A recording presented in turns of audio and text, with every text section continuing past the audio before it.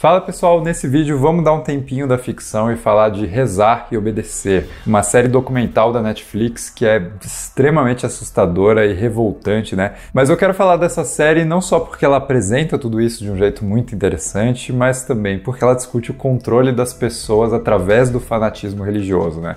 E não só das pessoas, mas especificamente das mulheres.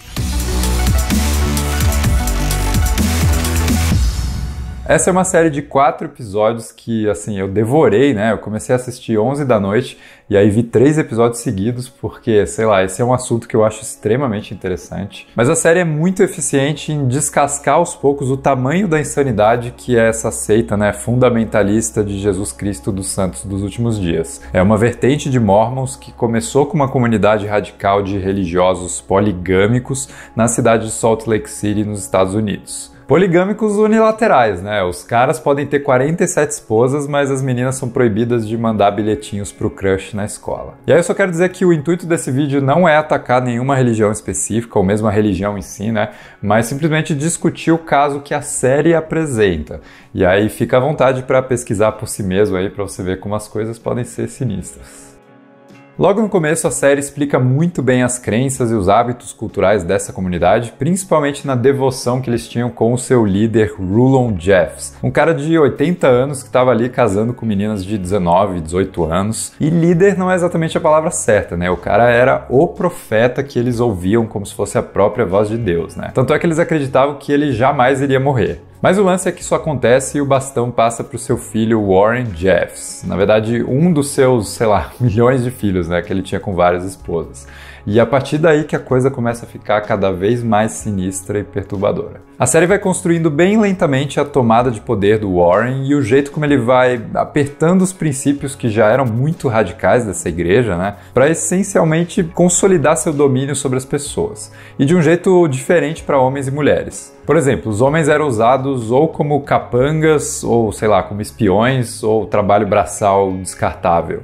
Já as mulheres, existe toda uma metodologia para quebrar o livre-arbítrio delas, né? Quebrar o seu direito ao seu próprio corpo, a sua individualidade e mesmo a sua própria mente. O Warren controla essas mulheres literalmente até o último fio de cabelo, usando quase uma, sei lá, uma hipnose coletiva que fica martelando esse mantra seja dócil, né? E realmente condicionando as mulheres a pensar só o que ele quer que elas pensem. E não para por aí, né? Quando você descobre o intuito desse controle, eu não vou mencionar isso aqui, né? Esse é um assunto que o YouTube não gosta, mas só pensem como as crianças dessa comunidade têm, sei lá, uns 57 irmãos de mães diferentes, e essas mães são poucos anos mais velhas do que as próprias crianças.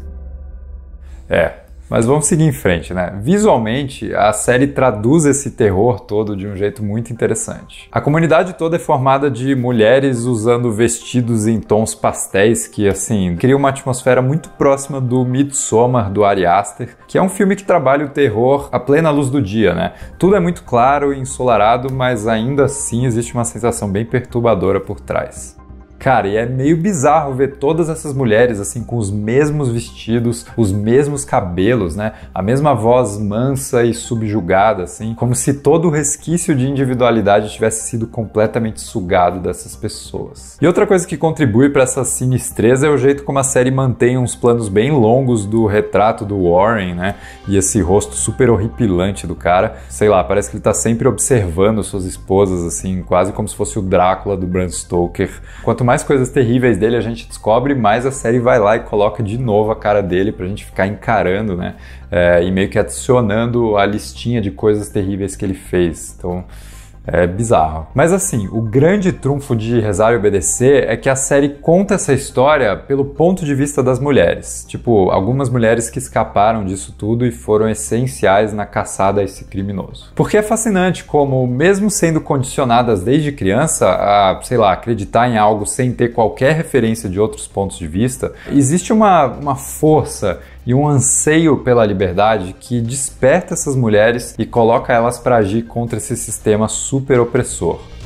De alguma forma, algo consegue furar essa bolha, né? Tudo bem que assim, algumas escapam, mas tem todo o resto que permanece lá, inclusive defende esse sistema. E a série faz um trabalho muito bom em mostrar como esse despertar é delicado, porque ele tem que ser individual e voluntário. Tem um determinado momento ali onde a mídia e a lei tentam interferir e isso acaba não dando certo porque, sei lá, o cara conseguiu criar uma prisão mental super autossustentável. Tipo, mesmo se você corta a cabeça da seita, o resto do corpo continua ali funcionando. Mas ainda assim, dá um alívio acompanhar essas poucas personagens que vão se empoderando de formas diferentes e lutando contra tudo isso. E é exatamente sobre isso, né? A série vai apresentar o terror que é, sei lá, a facilidade com que esses homens conseguem criar um sistema de tráfico e controle dos corpos e das mentes das mulheres através do fundamentalismo religioso e criminoso, como dá pra ver aqui. E aí fica o conto de advertência, né? Nem todo aquele que diz Senhor, Senhor vai entrar no reino dos céus. Ou seja, não é porque uma autoridade religiosa ou política invoca o nome de Deus que ele está seguindo os princípios de verdade. Às vezes ele está só usando isso para se manter no poder. Mas também existe uma pequena luz nisso tudo, que é a força dessas mulheres, né? Que é capaz de quebrar esse domínio todo e se unir para ajudar outras mulheres a fazerem o mesmo. É claro que os outros personagens que são entrevistados contribuem muito para, sei lá, complementar diferentes lados da história, para fornecer informações que são interessantes, mas é com essas mulheres que a gente se emociona de verdade. Rezar e Obedecer é uma série desconfortável, intrigante, pesada, mas muito necessária. Se você tem o estômago para isso, né, existem descrições que são desagradáveis, que podem servir como gatilho, né, para algumas pessoas, mas caso você consiga lidar com isso, eu acho que é um jeito muito interessante de abrir a discussão. Muito obrigado por assistir. Se você gostou desse vídeo, deixa um like, se inscreve no canal, comenta embaixo o que você achou disso tudo e eu te vejo no próximo vídeo.